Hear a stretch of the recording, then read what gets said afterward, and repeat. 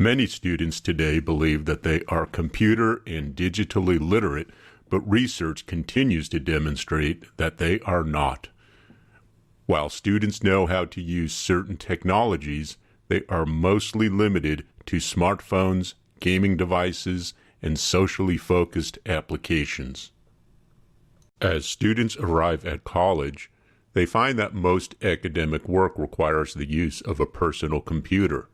Consequently, when it comes to working on a PC and productivity-based tasks, students today are often at a tremendous knowledge deficit. Students don't know what they don't know, although they think they know. This is particularly true with respect to digital literacy. This is called the illusion of knowledge. Dr. Frank, can you explain this to us? As my friend Stephen Hawking once said, the greatest enemy of knowledge is not ignorance, it is the illusion of knowledge. We all think we know much more than we actually do until we are put to the test. In the school, students find that the smartphone, game device, tablet have nothing to do with productivity tasks. So let's talk a little about the illusion of knowledge and how it affects students. Research clearly demonstrates that millennials in particular are not tech-savvy, although they think they are. This is where we get into trouble. So let's have some fun. We all know how to read, so go ahead and read this. If you say it reads New York in the spring, you would be wrong. What? I'm no nudnik. What do you think it says? Here is what it says. New York in the spring. Yes, we know how to read, right? So now what are you going to tell me, that I don't know how to tie my shoes? Well, now that you mention it, while all of us know how to tie our shoes, are you doing it effectively? Did you know when you form the first loop and wrap the lace clockwise, you are doing it wrong?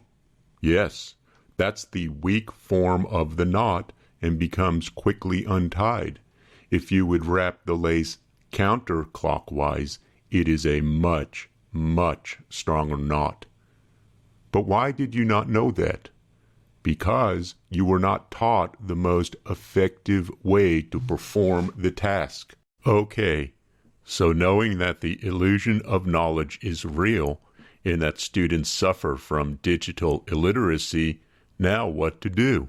We don't need to get all caught up in a rote definition of what we call digital literacy, computer literacy, technology literacy.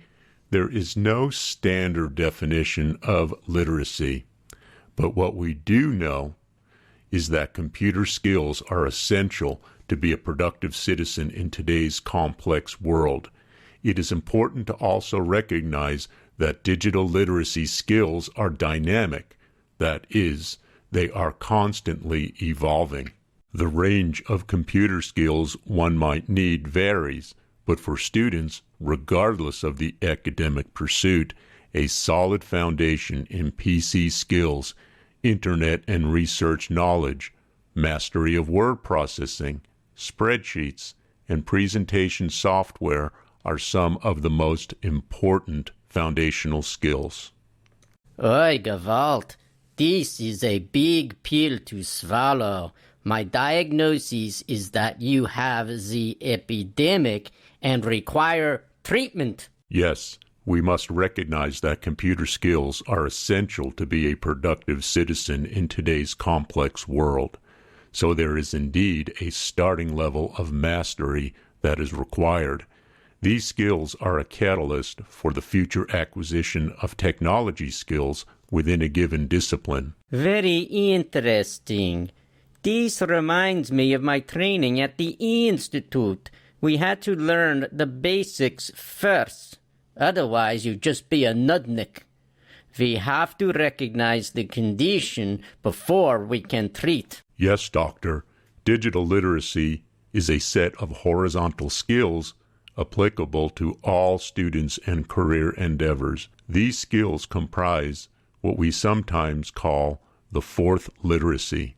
Skills that comprise the fourth literacy will enable students to scaffold their learning in other areas of computer technology. Without a solid foundation, one cannot grow vertically. Basic skills such as file structures, operating systems features, security, how to effectively search for and evaluate information, format papers, create spreadsheets, create presentations, and on and on. Ah, yes. Schools must recognize digital illiteracy and treat it just like a disease. So, my diagnosis is that this illiteracy is an epidemic. The treatment I recommend is IS 101 and IC3 certification.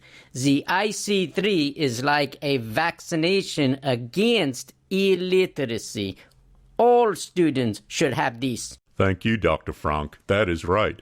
I encourage all of you to speak with the CIT department and to find out more about how your academic program can benefit from meeting the digital literacy needs of your students.